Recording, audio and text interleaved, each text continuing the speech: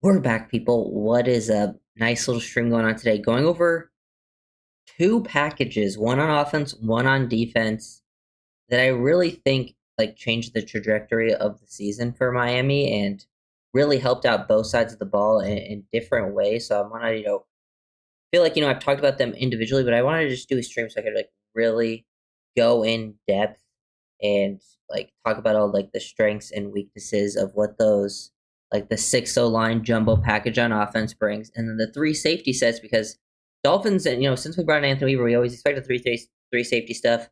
There was games last year where we saw it a lot, but it wasn't always just a consistent thing. But ever since Jason Marshall went down, we've been running a lot of three safety because we don't have a nickel, and I think that's helped kind of transform the defense. And there's a lot of you look at the Ravens, who run a very similar defense. They also they made a trade to get a safety, and that sort of transformed their defense.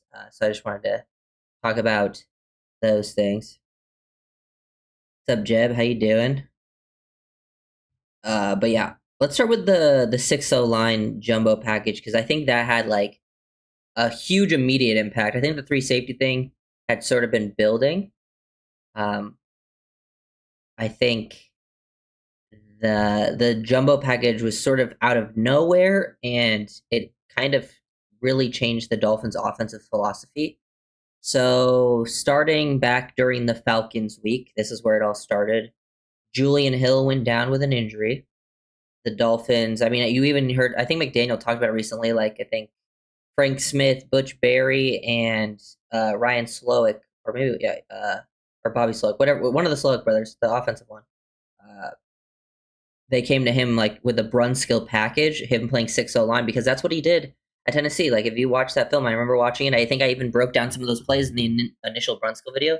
Is he would play as a 6-0 lineman. I thought that was very intriguing because he has some pretty good movement skills for that guy, for a guy like that. And I think it'll actually fits his skill set even more than playing as a guard, especially at this point in his career. Maybe not able to hold up with the power on the inside like he used to be, but playing, out on the edge, using him as a fullback in certain situations, like a move tight end, 6-0 line. It's really changed Miami's values, I think, offensively, becoming more run heavy, run first, which is where the Dolphins should have been anyways. And they still, even with Julian Hill returning, they still ran it versus the Commanders, and it's worked perfectly because Julian Hill is your best blocking tight end. So now that you have the blocking tight end with a 6-0 lineman, man, it just creates all these opportunities. One, it's actually made the Dolphins also throw better out of it because the Dolphins are a team that I feel should have been running 6-0 linemen in the past because it doesn't usually teams don't run it because it kind of can affect your passing game. Teams can see you as predictable when you come out in that 6-0 lineman package. You're going to run the ball. You have less eligibles out to throw to, but the Dolphins do that a lot anyways. Where they go big and like to throw out of it anyways, and they only have two eligibles down the field, and maybe guys late releasing after blocking. So it was perfectly built for this offense. Jalen Waddle's built to thrive in those situations where there's only two eligibles down the field anyways. He's someone who can get open. You can build the play action off of it. It's opened up holes for Achane. It's just made you more of a physical presence football team. And the Dolphins should have been run first anyways. And I think they kind of wanted to be run first in the past. It just wasn't last year. They couldn't. They literally couldn't run the ball at all. Literally no running. But then this year, the blocking improved up front, the run blocking at least. Still some problems in pass pro. But even Brunskill's helped out in pass pro. They keep him in pass pro, sometimes isolate him on the island, and they've done that with tight ends in the past, and you see those guys get quick losses. Brunskill not getting those quick losses, which, you don't even have to hold up that long because of how, the Dolphins work their play action and get rid of the ball quickly.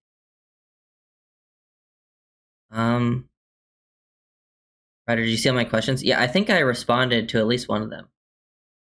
The 6-0, is that Inglewood still being used? Yeah, Inglewood's still being used. Dolphins love to still run 21 personnel. They're running some 22 with fullback tight end.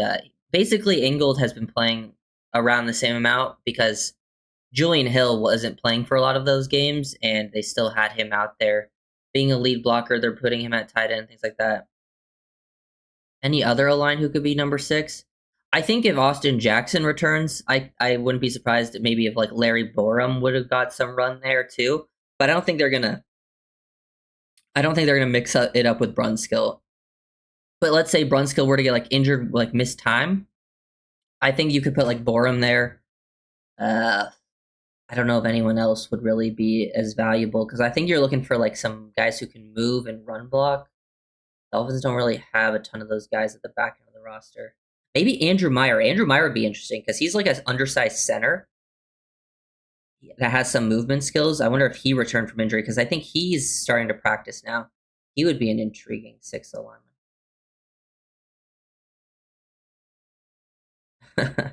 Hey, I appreciate that Rome. You think Weaver gets a head coach position? I mean, I'm sure he'll get interviews. He got interviews last year, and I don't know if he'll get it though. Any update on Daniels? Apparently, no. Still no update on James Daniels. That's the disappointing part. But I think we're gonna get Austin Jackson back this week.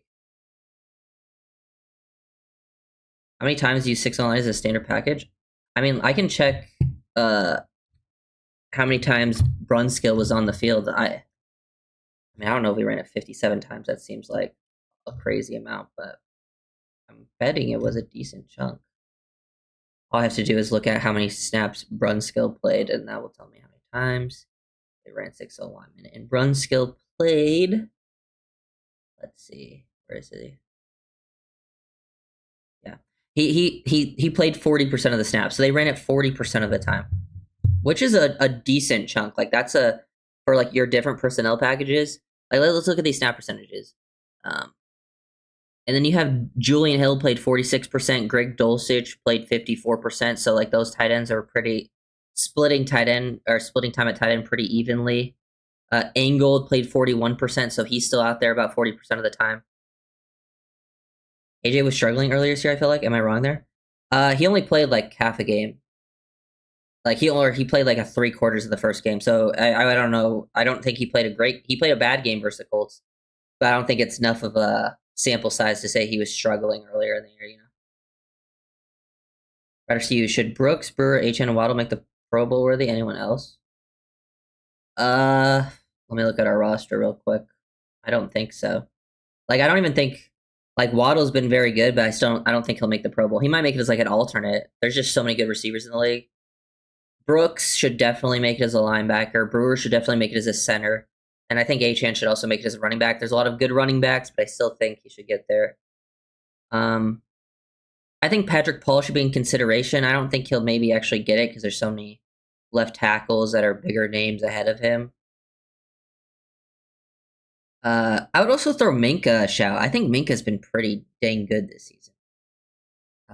And that can get me into this 3 safety thing because I think we'll talk more about the 6-0 line later, but the 3 safety set, this has been talked about. And like there was a video posted by this one channel. I think it's Thinking Football. They do a really good job, and he posted about the Ravens 3 safety set called Big Nickel and how that transformed their defense.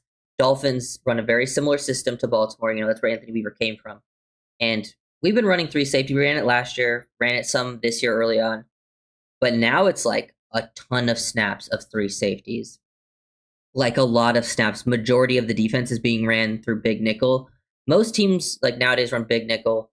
Base defense where you have, 4 down linemen, 3 off-ball linebackers, that type of thing. That is not really ran that much. And the Dolphins don't have to run it because when you go in Big Nickel, it allows you to be very versatile with your personnel. And when you go Big Nickel, you need a safety that can play as a true nickel. And that's what Minka's versatility allows you. It's very huge that he can play as a nickel. Not only match up versus receivers and tight ends in the slot and man-to-man, he can also play underneath zone. And they can fill versus the run. Minka and Trader have done a good job playing in the box and filling versus the run, which allows you to stay in Big Nickel when teams come out in bigger personnel packages.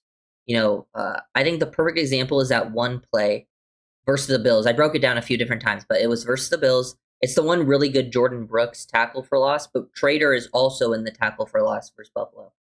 They came out in 13 personnel. They had 3 tight ends on the field. Dolphins still come out in Big Nickel, have Trader down in the box, and they make a play because when you come out in Big Nickel, it allows you to still match up versus bigger personnels. But if they go lighter and go 11 personnel, you still have a guy like Minka that can cover that third receiver. It just has helped out the defense tremendously, like a lot. So that's, I think, been one of the bigger parts. Right, you're right about Dante Trader. Yeah, Trader's been playing well. I don't like last game for some reason. Okay, so when Ashton Davis returned, they did cut Trader's snaps. He still played he played 22% of the defensive snaps, but like that's unacceptable in my opinion. Like he should not be playing that little snaps after he's playing like close to 100 in the previous games and playing quite well. But yeah, Trader played 22% of the snaps. Melifonwu played 60% of the snaps. Ashton Davis played 78, and then Minkah played 100. That's 4 safeties playing a lot of snaps. And like a lot of those times, they're rotating 3 safety looks. They're constantly out there in big nickel now. It's big nickel is the base defense for Miami at this point. Shout out Minkah. He's playing really well. I loved that addition. But yeah, let me see what you guys are saying. Okay, I read all that. But yeah, leave me any questions you guys have. Anything we can talk about anything. Also, yeah, early happy Thanksgiving. It's tomorrow. I'll probably still have a video out tomorrow. I'm gonna record it today, but I'm thinking about making a Julian Hill video. That's my next plan. And I want to give a little shout out to Julian Hill because even with the 6-0 line, like I still like having Julian Hill out there because Julian Hill is definitely playing the best football of his career. Like, much better than last year, and I would say even better than his rookie year. So shout out Julian Hill for improving, cut down way on the penalties. Like on the reps he's losing this season, in the past he would have got penalties on those reps, but this time he's not getting penalties. I think that's a huge like mental improvement that he's made, and that guy will go out there and move people. I think he helps out with the physicality of the team. He looked good in this past game versus Washington. He had one blunder, I would say, one missed block, and it was in a short yardage situation, but it happens. He had a lot of other high-level blocks. He was he had a huge block on the Ollie Gordon touchdown run and a couple other plays like that. But yeah, shout out Julian Hill. He hadn't played for a few weeks, just returned versus Washington, and I would say he's playing the best football of his career. This whole season, I think, has been much better from him. So shout out Julian. I got to give him credit. I feel like he was one of the players I was hardest on. There's a few players like that. I think Tyrell Dotson's another one. I think Dotson was one of the worst starters on the team earlier in the season, and Dotson's playing well. And I made a video on Jordan Brooks yesterday, talking about how he's like the best linebacker in the league. Like he's playing like it at least. Dotson has also helped out with that equation because he's playing at a lot higher of a level. I think R-Labs. I can check R-Labs and see what it has. Yeah, they do have Minkah as nickel. And I think they put Minkah as nickel because literally if you look at it, no one else is even listed in the nickel section. They could put Jason Marshall Jr. there, but if you listen to I think our corner coach got interviewed yesterday, and he talked about Marshall being an outside option long term, which I think is smart. That's what I wanted to hear because I don't think he is a nickel. I think he was just forced to play nickel because of the Kohu injury. But Minkah has filled in quite nicely. What about NWI? Any thoughts why he has been more productive? I think I wasn't ever expecting him to be like super productive. I think my only main issue is he hasn't gotten like any red zone targets. I think that's where I expected him to be more productive, is like giving him some touchdowns or at least some targets and see if he can make work there, but that hasn't happened. I think him getting a lot of targets and catches, I think it makes sense, especially because they've become a run first team. And when you're throwing off play action, you're throwing to Waddle a lot. They're throwing to Dulcich more. Dulcich has come in and been able to work that short intermediate range, which has helped. And then Malik is like that second option. So, I would like to see a little bit more from him. He's done a lot of dirty work. I'll give him credit as a blocker. But really the only one area I want to see him more productive is down in the red area. That's one where they haven't given him any opportunities. That could also just play a part of it. What do you think of Dulcich? Yeah, I'm not sure how to spell his last name. You were close. You put an extra H in there. But yeah, I got you. He's played well too. I like the tight end room in the corner room. Coming into the season, we talked about a lot of the position groups. And I think on the corner room, I was mostly correct. Like I said, they were going to be better than I think people expected. And I think that's been true. I think they haven't been like the main weakness. I think a lot of people expect us to give like 400 passing yards per game, like that type of thing. I never expected that. So shout out the corners. But the one room that was like really been better than expected is tight end. Like all of them. Like when Waller was playing really good. Dulcich has played well. Like I liked the Dulcich pickup, but I think he's been playing better than expected too. He looks comfortable in the offense. I think it fits him well. I think a lot of those like he gets some yak. I think he looks like more explosive than usual too. Julian Hill's playing his best ball, and then even Hayden Rucci, who's played limited snaps, looked good in his limited snaps. How's NWI's blocking? I think he's done a good job when he's been asked to block.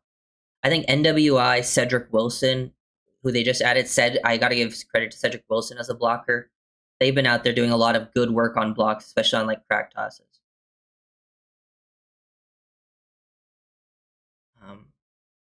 But yeah, going back to 6 O-line package, because the jumbo package, I think, was the biggest turning point in that Falcons game. They went out there, ran it a lot, and like I also think not only does it make you more physical, it allows you to be more run first, allows you to build off play action. Like it forces defenses and defensive coordinators to make a decision. Do we come out and match that? Do we go out and base? Do we go out with a third linebacker? Do they go out with an extra defensive lineman? And if they do that, they have to pull a DB off the field. And when they do that, the Dolphins then have the opportunity to get a lot of better looks for Jalen Waddle down the field. Less DBs out there, they can take more shots, and that's where you can see the thriving of the Dolphins passing game.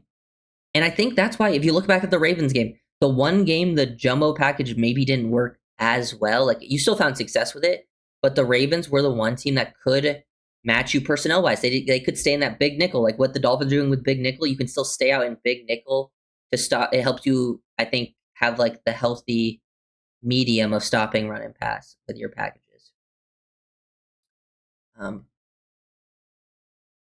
But that's like a big part of it. It also, I think, has unlocked McDaniel a bit because McDaniel's getting real creative. If there's one thing I got to give McDaniel credit for, it is his run game design. It's about as good in the league. It's near the top. That's like the one thing, like if they do move on from McDaniel, most likely your offense is going to get a lot less creative, which is like I think the biggest downside of getting rid of Mike is it's very hard to find play callers. But let's see. Ryder, why do you think these Titans are doing better than in years past? They are the right player for the right job, they finally developed, or was there a tweak in the system for them? I think the system thing plays a big part, especially for Julian Hill. I don't think he's been, especially earlier in the season. Obviously, as of late, it's harder to tell just because he hasn't played as much. But earlier in the season, I think they've asked a lot of their tight ends in the past. Like, when you have to play, like, they would ask Julian Hill to play side on outside zone, and he would have to constantly kick out defensive ends. That's a tough ask for any tight ends. I don't think they're asking him to do that as much. And I think that's helped his development. And also, I just think he has developed as a player. He's not holding as much. That's helped him. And then I think, the other tight ends are guys that were just fits. We saw in the past, Jonnu was a great fit, had a great year. I think Dulcich and Waller were just, really good fits for what the Dolphins asked is receiving out of the receiving tight ends. I think the main difference is the blocking tight ends improving. I feel like Jalen Wright has drawn the first. He's looked good run, but doesn't get a ton of ops. Can't complain. He's just try to take off field. Yeah, I would like to see some more Jalen Wright opportunities, but yeah, it is hard to get in those opportunities because of how good Achan's playing. And then when you take Achan out, it's usually to get Ollie Gordon in on like short yardage situations, and Ollie's your best short yardage back. But I don't know. I do feel like the less opportunities has made Jalen Wright run very hard, though, and it's made him more decisive. You can tell he's really like fighting for every inch when he's out there.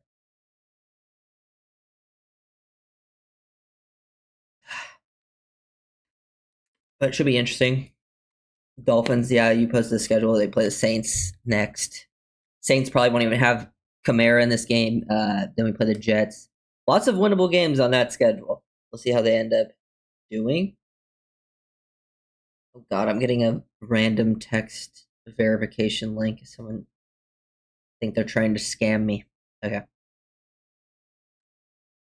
But yeah, that's mainly what I wanted to talk about with that stuff, I recommend checking out Thinking Football's video on the Ravens 3 safety look, because that basically, I know it's the Ravens, but it basically describes what Miami's been doing this season.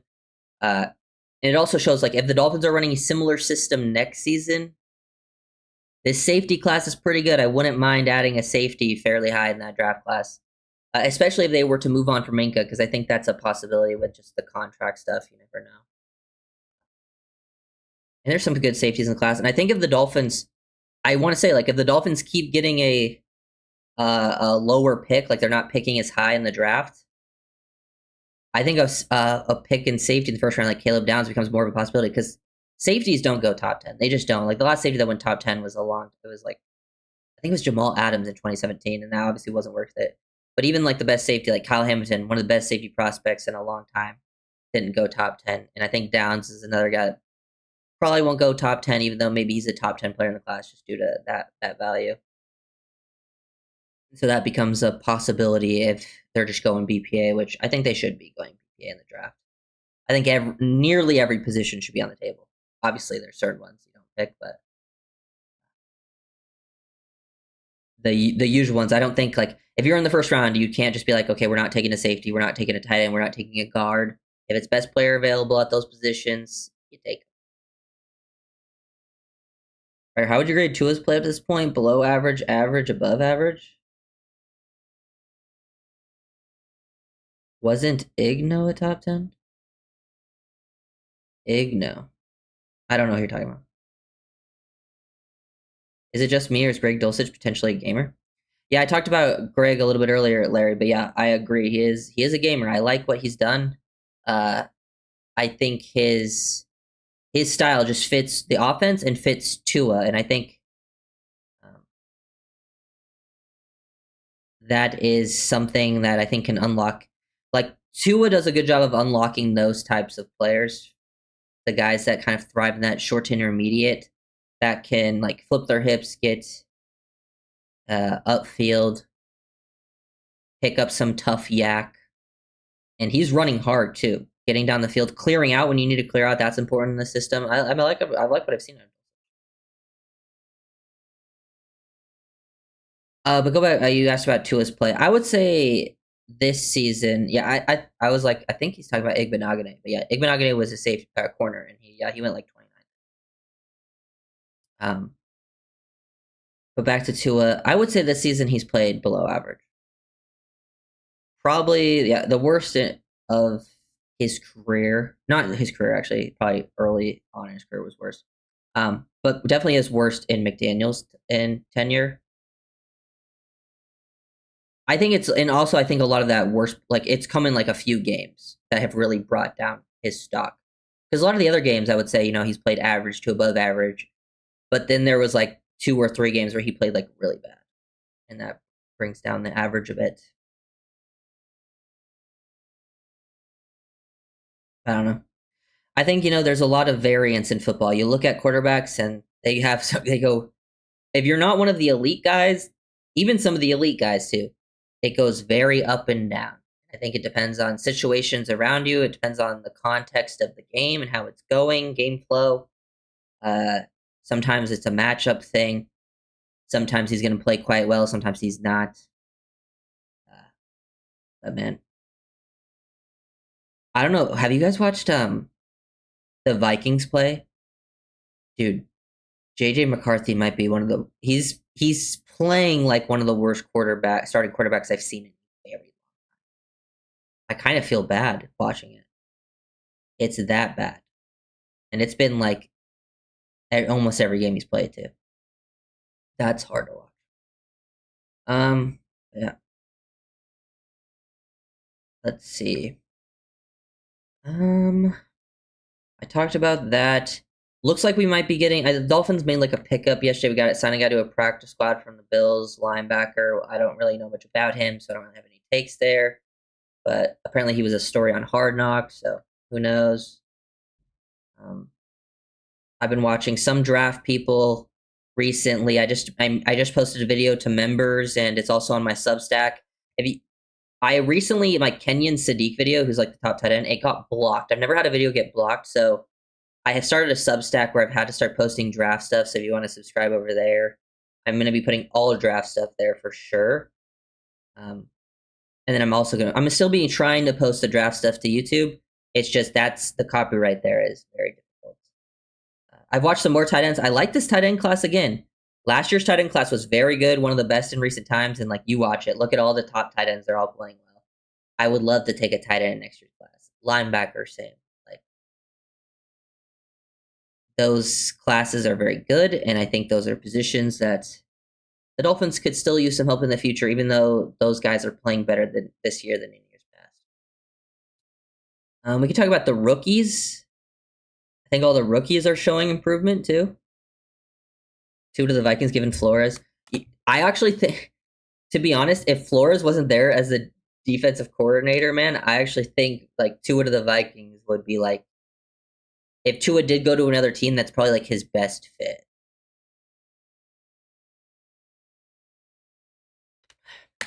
If that were to ever happen. But yeah. Rookie stock up, rookie stock down, yeah. Well, we can do that. I would say it depends. Okay, so we can start with the one who hasn't played, which is Quinn Ewers. I feel like there's no stock change there. We'll keep him neutral because Ewers has really only played a handful of snaps, and he had one really good throw. He had some bad throws. He had some okay throws. Really hard to say. Just a late game in poor weather. Nothing to really talk about with Ewers. I would say another player. Honestly, a lot of them are stock up right now, especially in recent times. I would say a player whose stock still is like neutral is Jordan Phillips, because I think Jordan Phillips has just been playing at a very solid, consistent level all season. So I wouldn't say he's like stock up right now. He's still probably been your best rookie all year long on a consistent basis, game to game. You know what you expect out of him.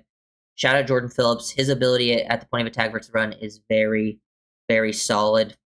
I really enjoy watching Phillips play week to week because for a 21-year-old, that guy got grown man strength, and he is tossing around offensive linemen, taking on double teams.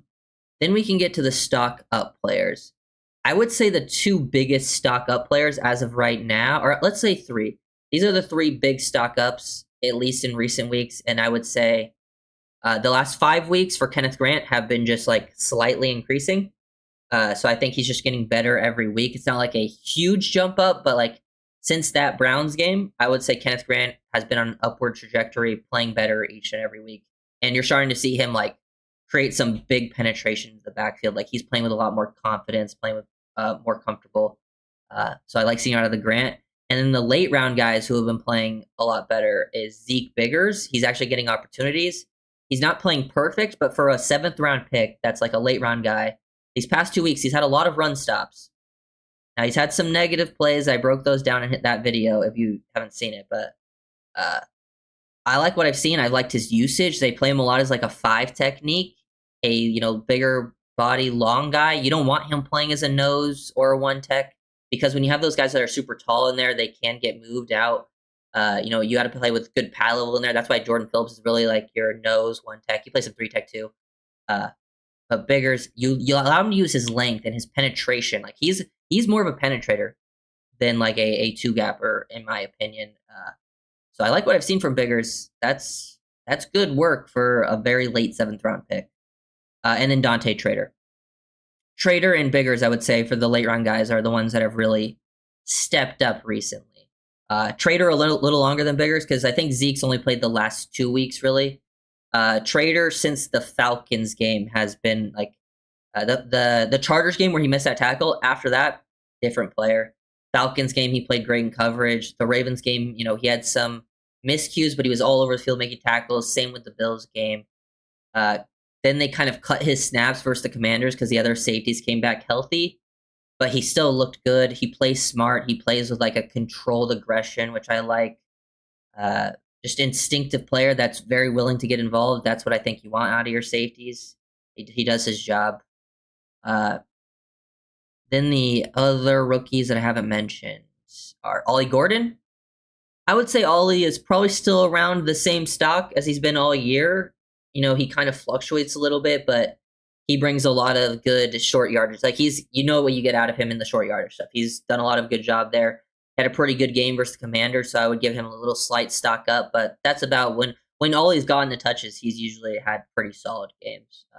I really like him as a compliment to Tua, you know. And then the final one, Jason Marshall Jr., the one who I think is most difficult to kind of grade at this point because he hasn't played that much because he was injured and missed like a handful of games in the middle of this season. The first part of the season, I think he struggled quite a bit, but he was playing nickel, out of position, never played that before.